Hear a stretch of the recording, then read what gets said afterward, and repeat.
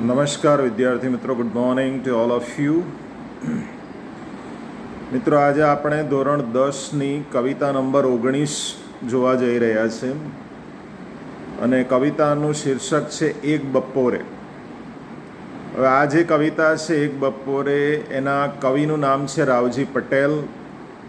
અને રાવજી પટેલે બહુ જ નાની ઉંમરની અંદર મૃત્યુ પામેલા આપણા કવિ છે. 29 વર્ષની ઉંમરમાં રાવજી પટેલનું મૃત્યુ થયેલું. હવે તમે વિચાર કરો કે 29 વર્ષે આટલું સારું સર્જન કરે એ કવિની કવિતાની અંદર કેટલું બધું કવિત્વ હશે. પણ એ પહેલાં આપણે થોડી કવિનો નાનકડો પરિચય તમને આપું કે જે રાવજી પટેલ છે, રાવજી પટેલ ખેડા જિલ્લાના ડાકોર પાસે વલ્લભપુરાની અંદર ખેડૂત પરિવારમાં જન્મેલા હતા. અને એટલા કારણે એમના જે કાવ્યો છે એ કાવ્યોની અંદર કૃષિ કવિ તરીકે આમ તો રાવજી પટેલનું નામ ફેમસ છે. માત્ર 3 જ વસ્તુનું સર્જન કર્યું છે. એક એમનો ઉર્મી કાવ્યનો સંગ્રહ છે અંગત, અને બીજી અશ્રુગર અને જંજા નામની 2 નવલકથાઓ એમણે લખી છે. અને આ લખવા પાછળ અથવા તો આ જે લેખન છે, લેખન પાછળ એમનું અંગત જીવન પણ ઘણું બધું કામ કરે છે. એમના જે કાવ્યો છે, કદાચ તમે સાંભળ્યું હોય તો બહુ સમય પહેલાં એમને એક કાવ્ય સંગ્રહ આવેલો અંગતની. આ અંગત કાવ્ય સંગ્રહની અંદર એક કાવ્ય હતું કે મારી આંખે કંકુના સૂરજ આથમ્યા સગને શણગારો વીરા વેલ. બરાબર, એ જે કવિતા છે, કવિતા પણ એના અંગત જીવન સાથે જોડાયેલી છે. અને અહીંયા જે કવિતા છે આપણે જે શીખવા જઈ રહ્યા છીએ એ કવિતા પણ ખરેખર બહુ જ સરસ કવિતા છે. અને આ કવિતા કૃષિ કવિતા છે, કારણ કે એની અંદર જેટલા રૂપકો આપ્યા છે બધા ખેતરો સાથે જોડાયેલા છે. અને કવિતા એટલી બધી લયવાળી છે કે તમને કદાચ પઠન કરતાં કરતાં પણ કેટલીક લીટીઓ તમને યાદ રહી જાય. અને કટાવ અને મનહરના મિશ્ર છંદની અંદર લખાયેલી આ લઢણવાળી રચના છે. હવે આ જે કવિતા છે, કવિતાની અંદર શું ભાવ વ્યક્ત કરવામાં આવેલો છે એ પણ તમને હું આ સ્થાને કહી દઉં કે એક બપોરે એટલે સ્વાભાવિક છે કે બપોરનું કોઈ કવિતા લખે. બપોર પણ આમ તો લખાયા છે ઘણા બધા કાવ્ય, મધ્યાહન છે, ઘણા બધા કાવ્ય લખાયા છે. પણ કવિએ એક બપોરે એવું લખ્યું છે કે જાણે કોઈ વાર્તા કથન કરતા હોય. આપણે કોઈ વાર્તાની શરૂઆત કરીએ ત્યારે નથી એક બપોરે અમે નીકળ્યા હતા, પહેલાં એક રાજા હતો ને એક રાણી હતી, આવી રીતે વાર્તાઓની શરૂઆત થાય. તો હવે આપણે જે કવિતાનો ભાવાર્થ છે, ભાવાર્થ જોતાં પહેલાં એક થોડું રેફરન્સ આપી દઉં કે આ કવિતાની જે પહેલી લીટી છે ને, એ પહેલી લીટીની અંદર ઘણું બધું કવિ પોતાના અંગત જીવન વિશેનો આપણને અણસાર આપે છે. કારણ કે કલા, આજે રાવજી પટેલ જે છે, રાવજી પટેલ છે કલાપી છે, બહુ નાની ઉંમરમાં મૃત્યુ પામ્યા હતા. હવે રાવજી પટેલને ક્ષયનો રોગ થયો હતો અને ક્ષયના રોગના કારણે તેઓ 29 વર્ષે મૃત્યુ પામ્યા. અને તે સમય દરમિયાન કવિ રાવજી પટેલે આ જે કવિતાનું સર્જન કર્યું છે, સર્જનની અંદર વિવેચકો તો એવું કહે છે કે આ કવિતાની જો પહેલી લીટી વાંચું છું કે મારા ખેતરના શેઢેથી લ્યા ઉડી ગઈ સારસી, પછી ઉદ્ગાર ચિહ્ન છે, મારા ખેતરના શેઢેથી લ્યા ઉડી ગઈ સારસી. આ જે કવિતા છે, કવિતાની પહેલી 2 જે લીટીઓ છે એ બંને લીટીઓની અંદર ખેતરનો રેફરન્સ આપીને સારસી પક્ષીનો ઉલ્લેખ કરેલો છે. ઘણા લોકો એવું માને છે કે આ એની પત્નીના સંદર્ભમાં લખ્યું છે કે ભાઈ એની પત્ની મરી ગઈ, પણ અંગત જીવન સાથે એવું કોઈક જોડાયેલું નથી, એટલે એક કલ્પના છે. અથવા તો રાવજી પટેલને ટીબીનો રોગ થયો છે અને એવી એમને ખાતરી છે કે હવે હું લાંબુ જીવવાનો નથી, કારણ કે તે સમય દરમિયાન આ રોગ અસાધ્ય રોગ હતો કે માણસ એમાં બચી શકતું નહોતું. જેમ અત્યારે આપણે કેન્સર થયું હોય તો લગભગ માણસ એવું સમજે કે આપણે લાઈફમાંથી કેન્સર થવાના, કોરોના વાયરસનો જેવો લોકોને ડર લાગે છે ને, એવો તે સમય દરમિયાન આ રોગનો ડર હશે ને એટલા કારણે રાવજી પટેલે એડવાન્સમાં એવું લખી દીધું કે ભાઈ આપણો જીવ જવાનો છે. ઘણા બધા લોકો એવું કહે છે કે આ સારસી છે ને એના પ્રિયતમા અથવા પત્નીનું પ્રતીક છે, પણ હું માનું છું કે આની સાથે વધારે જોડાયેલી છે કે ટીબીના રોગને કારણે જીવન હવે ખલાસ થવાનું છે, ત્યારે જીવનમાં ઇન્ટરેસ્ટ રહ્યો નથી. અને જીવનમાં ઇન્ટરેસ્ટ ન રહે એટલા કારણે એને એવા રૂપકો લીધા છે. જુઓ, મારા ખેતરના શેઢે છે એટલે મારા જીવનની અંદરથી જે ચેતન તત્વ હતું લ્યા ઉડી ગઈ સારસી. જુઓ કે છે લ્યા ઉડી ગઈ સારસી. તમે એવું સમજો તોય ચાલે કે એની પત્ની કદાચ મૃત્યુ પામી હશે ને એના કારણે એવું લખ્યું કે મારા જીવનમાં જેને પ્રત્યે હું બહુ પ્રેમ કરતો હતો એ વ્યક્તિ હવે છે નથી, તો મને કોઈ જીવનમાં રસ રહ્યો નથી. અને પછી ત્યાં બપોરનો સમય છે અને બપોરના સમય દરમિયાન ગ્રામ્ય જીવનનો ઉલ્લેખ છે કે ગામડામાં બપોરના સમયમાં પત્ની અથવા મા હોય અથવા તો દીકરી હોય તો એ ભાથું લઈને આવે બપોરનું જમવાનું, અને એ ત્યાંથી શરૂ થાય છે કે છે માં ઢોચકીમાં છાશ પાછી રેડી દે. ઢોચકી એટલે એક જાતનું તમે પેલું પાણી ભરવાનું માટલું હોય ને એનું જે નાનું સ્વરૂપ હોય એને ઢોચકી કહેવાય, એકદમ નાનું હોય, અને એની અંદર પાણી સિવાય પણ ગામડામાં એ લોકો છાશ ભરે છે. એટલા કારણ કે જે હવે મારે છાશ પણ પીવી નથી. બપોરનું ભાઠું બપોરમાં ખેતરના વચ્ચોવચ્ચ ઝાડની નીચે બેસીને ખેડૂત પોતાનું બપોરનું ભાથું અથવા જમણવાર કરતો હોય, બરાબર, તો તે સમય દરમિયાન એની માને ઉલ્લેખીને કહે છે કે માં ઢોચકીમાં છાશ પાછી રેડી દે, બરાબર, મારે છાશ પીવી નથી. બાકી છાશ તો એને બહુ ભાવે. ગામડાનો આ પ્રિય ખોરાક છે, બાજરાનો રોટલો અને છાશ. એ તો મધ્યાહનના સમય દરમિયાન ખેડૂતો ખાય, પણ આજે ના કહે છે રોટલાને બાંધી દેજો, તરત નીચે કહે છે. આ એવો ખોરાક છે, પૌષ્ટિક તો ખરો જ, પણ સાથે સાથે તમને એવો આનંદ આપે. એટલે તે બી બપોરના સમયે ભૂખ લાગી હોય, બપોર સુધી ખેતી કરી હોય અને બરાબર તડકાની અંદર ઝાડ નીચે બેસીને આનો આસ્વાદ લેવાનો હોય, એટલે કહે છે રોટલાને બાંધી દે. બાકી કોઈ ખેડૂત બપોરે તો કદાચ એની પત્ની અથવા મા ભાથું લઈને આવે તો કદાચ પહેલાં એ તૂટી જ પડે એના પર, પણ ના કહે છે. હવે આ પહેલું રૂપક પૂરું થયું કે માં ઢોચકીમાં છાશ પાછી રેડી દે, બરાબર, આ રોટલાને બાંધી દે. આ ચલમની તમાકુમાં કશ નથી. પહેલાંના જમાનામાં ચલમની અંદર તમાકુ નાખીને લોકો કશ ખેંચે, ચુસ્કીઓ લે, પણ કહે છે એ નશો કરવાનો મને અત્યારે કોઈ ઇન્ટરેસ્ટ નથી. નશામાંય મને હવે કોઈ જાતનો કોઈ ઇન્ટરેસ્ટ રહ્યો નથી.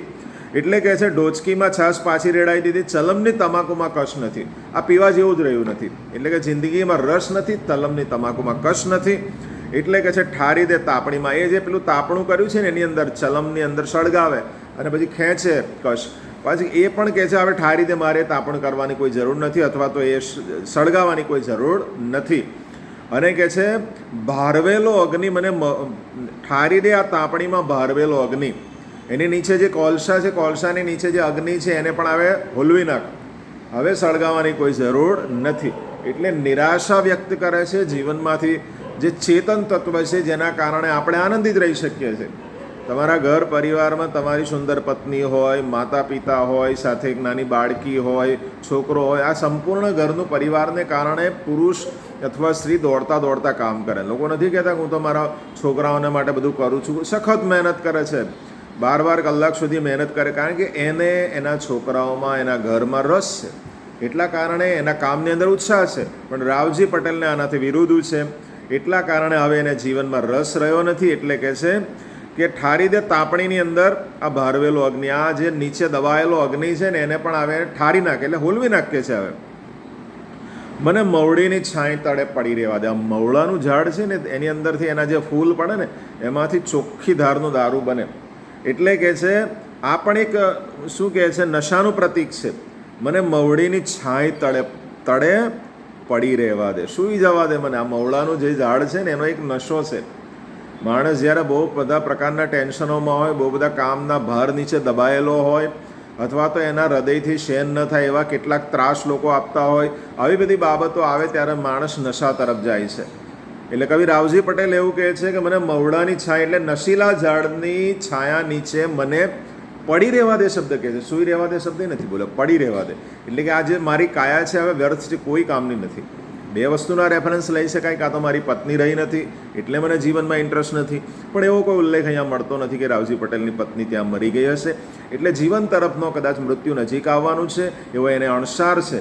એટલા કારણે રાવજી પટેલે લખ્યું છે, બરાબર, કે મને મવડીની છાંય તળે પડી રહેવા દે. તમે કદાચ પાવી જેતપુર બાજુ જાઓ, છોટાઉદેપુર બાજુ જાઓ તો મવડાના બહુ બધા ઝાડ મરે, અને મવડાના ઝાડ તમે જાઓ તો ત્યાં સવારે પેલા બહુ બધા છોકરાઓ ત્યાં એને વેણીને વેચતા હોય, ત્યારે એમાંથી જે સ્મેલ આવે ને એ સ્મેલના નશો હોય એનો, અને એ નશા નીચે પડી રહેવાની વાત કરે. ભલે આખું આબ રેલાઈ જાય, માણસને જીવનમાં રસ ના રહે પછી ઘણીવાર આવા શબ્દો બોલેલા, જવા દે ને, જે થવા દે, હવે કંઈ રહ્યું નથી. આપણા બહુ વરસાદ પડે ત્યારે ખેડૂતો કહે કે લાવે એટલું બધું પાણી ભરાઈ ગયું, હવે શું પાક થવાનો, જવા દો. પણ રાવજી પટેલ કહે છે ભલે આખું વરસાદ એટલો ધોધમાર પડે, ઢગલે બંધ વરસાદ પડે, બરાબર, મુશળધાર વરસાદ પડે ને બધું રેલી જાય, એટલો બધો વરસાદ પડે ને બધી ખેતી ખલાસ થઈ જાય, કોઈ વાંધો નહીં. ભલે આખું આબ રેલી જાય, ગળાસમું ઘાસ ઉગી જાય. બાકી ખેડૂતો એના ખેતરમાં આટલું ઘાસ ના ઉગવા દે, ઘાસ શેરડા પર ઉગે, અને એને ખેતરમાં જે ઉગે એને નિંદામણ કહેવાય. પણ ગળાસમું એટલે આટલા ગળા સુધી, એટલે 500 ફૂટનો માણસ હોય તો 4 ફૂટ સુધીનું ઘાસ ઉગી જાય તો ઉગી જવા દે. બાકી ખેતરોમાં એટલું સમજવું કે ઘાસ આટલું મોટું થાય ને તો એ ખેડૂત કાં તો આળસુ હોય, કાં તો નિષ્કાળજી હોય, કાં તો એને ખેતીમાં રસ ન હોય. એવા પુરુષ જ આટલું બધું ઘાસ, એવો ખેડૂત જ આટલું બધું ઘાસ ઉગવા દે. પણ કવિ રાવજી પટેલ એવું કહે છે એનાય મને હવે પરવા નથી, કારણ કે જીવનમાં કોઈ રસ જેવું રહ્યું નથી. ભલે આખું આબ રેલાઈ જાય, વરસાદ ભલે પડી જાય, મારે ખેતી તરફ જોવું જ નથી. બરાબર, ખેતરમાં નીંદણાય નથી કરાવું, શેડા પરથી ઘાસય નથી કપા જવા દે કે છે. ગળાશમું ભલે ઘાસ ઉગી જતું. એક બિંદાસ કેરેક્ટર, એક જીવન તરફની નિરાશાવાળું વ્યક્તિત્વ ઊભું કર્યું છે. અને ત્યાં ગ્રામ્ય શબ્દ મૂકે છે, અલે ગામડાનો શબ્દ તળપદી શબ્દમાં કહે છે, અલે એ બળદને હવે જોતરીશ નહીં. કાં તો બે વસ્તુ છે, ક્યાંક તો એની સાથે કોઈ સપોર્ટર કામ કરનારો હોય, બીજો જે ખેડૂત હોય ને એને ઉલ્લેખીને કહેતા હોય, પણ કહે છે બળદને અલે એ. બરાબર, આ તળપદી શબ્દમાં કહે છે, ઓય આ બળદને હવે જોતરવું એટલે બળદને પેલા હળ સાથે, જે લાકડાનું હળ આવે ને એના ખભાની ઉપર મૂકીશ ને, એટલે કે એને કામમાં લઈશ નહીં. આપણે ઘણી બધી જગ્યા પર આવું કહીએ છીએ, કામમાં ચાલો જોતરાઈ જઈએ, એટલે કામમાં લાગી જઈએ. પણ હવે ખાધા પછી, એટલે બપોરનું ભાણું લીધા પછી હવે મારે બળદોને ખેતીમાં નથી જોડવા, એની પાસે મારે ખેતી નથી કરાવી. એટલે કે છે હલે બળદને હવે જોતરીશ ને, રહેવા દે, આ ખેડ કામે રહેવા દે. બરાબર, 6 ઘાસ ઉગી જતું, વરસાદ પડી જતો, બરાબર, બસ મને મવડાના છાંય નીચે પડી રહેવા દે.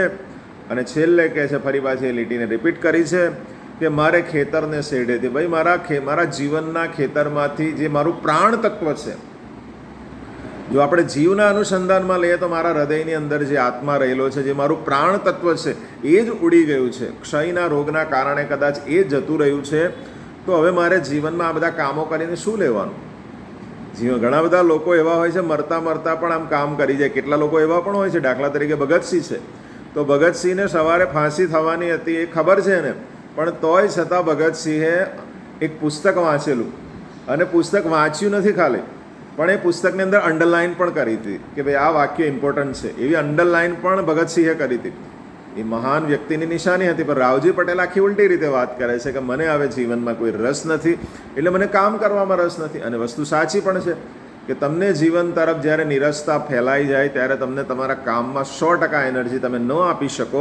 અને એટલે કે છે આ બધા રૂપકો દ્વારા ખેતીના જ બધા રૂપકો લીધા છે, કારણ કે જાતે ખેડૂત છે, અને ખેતીના રૂપકો લઈને એણે આ કવિતાને બહુ જ સુંદર રીતે પૂર્ણ કરી છે. અને મારા ખેતરના શેઢેથી લ્યા ઉડી ગઈ સાંડસી, એટલે કે મારા જીવનના ખેતરની અંદરથી જે પ્રાણ પંખીડું છે, આપણે પ્રાણ પંખીડું કહીએ તો એ હવે ઉડી ગયું છે. તો મારે હવે આ બધા કામમાં સાથે શું મન લગાવવાનું, માયા મમતા રાખવાની શું જરૂર છે? એટલે આ કાવ્ય દ્વારા રાવજી પટેલે એક જીવનની નિરાશા વ્યક્ત કરી છે. બરાબર, શેઢો એટલે ખેત, આમ એવું થાય કે ખેતરનો જે 4 બાજુનો ભાગ હોય ને, ઘાસવાળો ભાગ, એને શેઢો કહેવાય. મેં ઢોચકીનો તમને વાત કરી દીધી. ભારવેલો અગ્નિ એટલે ચૂલાની અંદર જે દબાયેલો અગ્નિ પડેલો હોય તે, અને કેટલાક તળપદા શબ્દો અલા એ ને આ બધા તળપદા શબ્દોનો ઉલ્લેખ થયો છે. બરાબર, તો આ સાથે આપણી કવિતાને પૂર્ણ કરીએ છીએ. તમને સારી લાગી હોય તો લાઈક અને સબસ્ક્રાઈબર જરૂર કરજો. આ મેં પહેલો મારો લાઈવ વિડીયો બનાવવાનો પ્રયત્ન કર્યો છે. અત્યાર સુધી મારા અવાજથી કામ કરતો હતો, હવે મારો ફેસ પણ તમને થોડો બતાવી દઉં. બરાબર, ઘણા બધાની કોમેન્ટ્સની અંદર એવું આવતું હતું કે સાહેબ તમે લાઈવ આવો, તો આજે પહેલી વાર એવો ટ્રાય કર્યો.